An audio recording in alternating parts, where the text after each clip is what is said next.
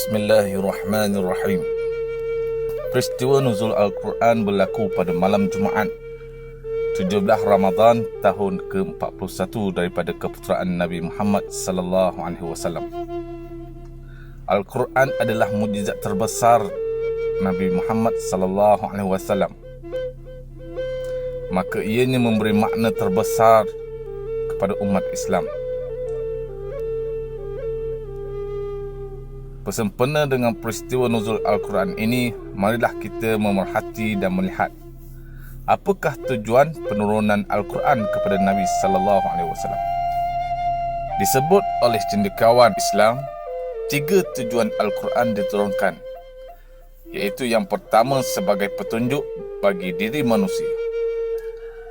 Al-Quran sebagai petunjuk, maksud petunjuk adalah keputusan-keputusan yang tepat bagi membuat suatu keputusan. Manusia memerlukan kepada suatu keputusan. Hidup tanpa keputusan adalah suatu kehidupan yang lemah. Kehidupan yang rugi adalah kehidupan yang tersilap dalam melakukan keputusan. Al-Quran adalah kitab yang menyediakan panduan untuk diri manusia membuat keputusan yang tepat.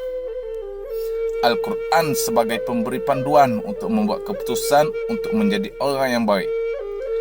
Al-Quran sebagai pemberi panduan untuk membuat keputusan untuk menjadi orang yang berjaya. Al-Quran juga sebagai pemberi panduan untuk membuat keputusan untuk memilih amalan ke syurga atau ke neraka. Yang kedua, sebagai bukti-bukti yang memperkukuhkan petunjuk-petunjuk tersebut. Al-Quran sebagai pembukti kepada penerangan yang memperkukuhkan lagi petunjuk, antaranya didatangkan kisah para nabi dan para rasul yang telah dibantu oleh Allah Subhanahu wa taala. Antaranya kisah Nabi Musa yang telah dibantu oleh Allah sewaktu baginda melarikan diri dari Firaun dan bala tenteranya. Antaranya kisah Talut yang mengikut perintah Allah berhadapan dengan Jalut, tentera kufar yang mengingkari Allah, yang berakhir dengan kemenangan berpihak kepada Talut.